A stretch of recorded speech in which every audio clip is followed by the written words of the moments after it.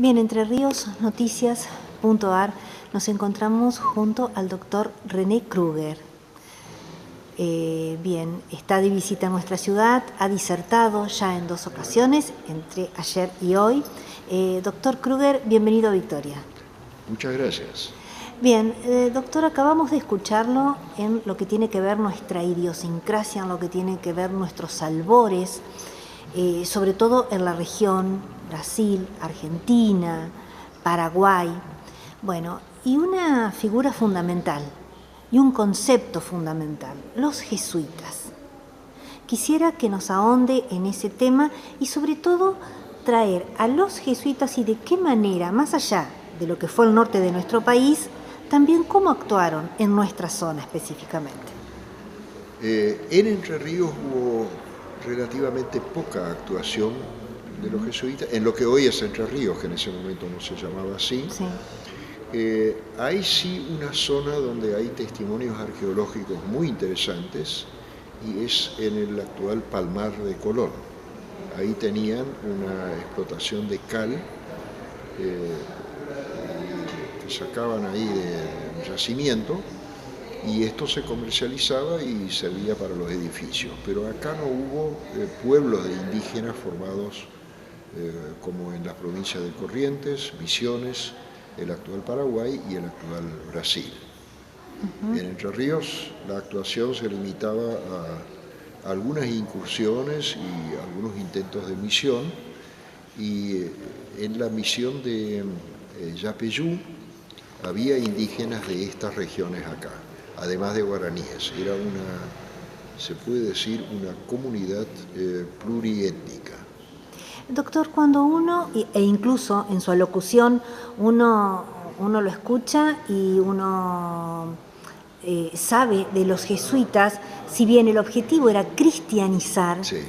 El objetivo era bueno, pero siempre se vivió en esa época mucha destrucción, muchas muertes a mansalva, mucho despojo total de lo que era la propia cultura aborigen, su mirada al respecto. Pero no de parte de los jesuitas. O sea, los misioneros vinieron para convertir, hablarles del Evangelio, convertirlos en cristianos católicos, enseñarles una vida cristiana. No vinieron acompañados por españoles que los esclavizaran o que los persiguieran.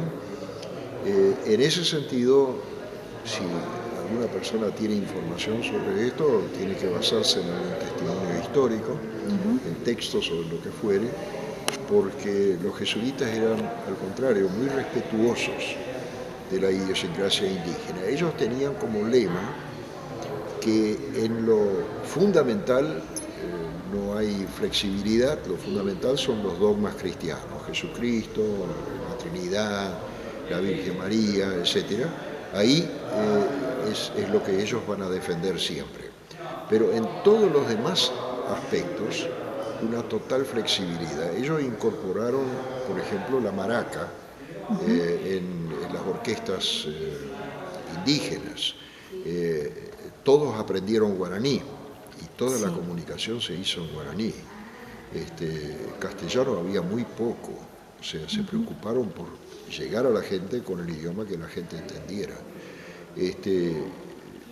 Cambiaron, por supuesto, una serie de costumbres que habían tenido los indígenas, la forma de vestirse, la forma de comer, la forma de producir, pero los guaraníes fueron el único pueblo indígena de toda la época colonial que aumentó en población en esa época.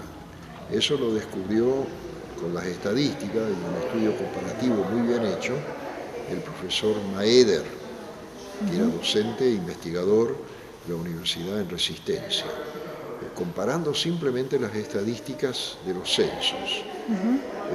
O sea, eso dice mucho, porque si en los demás actuales países, en esos momentos tenían otros nombres, disminuyó la población indígena, en las misiones jesuíticas aumentó. Bien, y acá vuelvo a la palabra destrucción y agrego otra, poder. Los jesuitas, después de todo un trabajo hecho, tal cual usted lo relató, Bien, son echados, son expulsados, Sí. pero justamente son expulsados por la misma nación, entre comillas, que los colocó y que los ubicó Sí. en distintos lugares del mundo. Porque, bueno, de parte de la corona, porque los jesuitas tenían un grado de autonomía y de una alta capacidad de defensa de los indígenas, mientras que los encomenderos y los aprovechadores querían la mano de obra indígena, querían las tierras indígenas y querían toda la producción indígena. Entonces había una rivalidad no solo de poder, sino fundamentalmente de lo económico. De parte de Portugal se intrigó contra los jesuitas porque eran una valla de contención de los avances de hambre de dominio de los portugueses, cada vez más hacia el occidente del continente. O sea, justamente por defender a los indígenas, después de 150 de un siglo y medio de trabajo, le jugó mal eso. Bien, y ahora una última pregunta, doctor, y aquí voy específicamente a usted como doctor en teología. También es profesor de historia. Sí. Bien, si nosotros hablamos y tratamos de entender la historia de la humanidad, ubicamos la idea de Dios todo el tiempo. A la vez que se ubica la idea de Dios, también volvemos a la palabra destrucción y va al paralelo. Hay una larguísima discusión o un debate, si se quiere, si el mundo empeora o mejora. Evidentemente hay cosas que mejoran. La manera como podemos resguardar nuestra vida de las enfermedades, etcétera. Hoy la gente llega a más edad que antes, la alimentación, el cuidado, la mortandad infantil que ha retrocedido, las vacunas, etcétera, todo eso ayuda y son mejoras a las que no queremos renunciar. Simplemente imagínense cómo eran los baños antes, hace un siglo, hace menos que un siglo. Bueno, de hecho lo mostró usted recién en una de las diapositivas. Entonces, es como que hay una línea ascendente de progreso.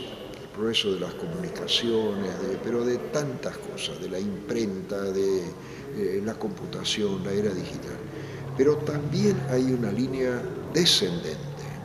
El tema de una violencia, por ejemplo, antes se mataban entre los individuos, hoy tiran una bomba y mueren 10 veces más o 1000 veces más personas o 1.000.000 de veces más con una bomba nuclear.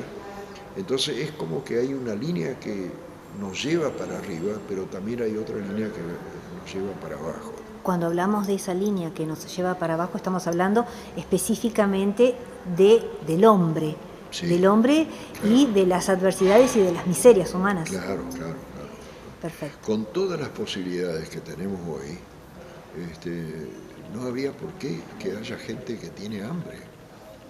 En la Argentina hay un 30% de personas pobres, pero desde hace décadas, y han pasado gobiernos de todos los colores y de todas las líneas, y no han solucionado ese problema.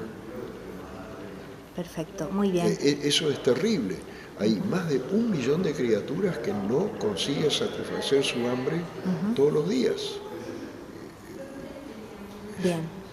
Doctor René Kruger, muchísimas gracias. Gracias a usted. Y nuevamente bienvenido a Victoria. Y muchas gracias. Como ha visto, mucha gente quedó muy conforme con todo lo que ha escuchado. Bueno, muchas gracias. Muy bien, muchas gracias, doctor. Gracias.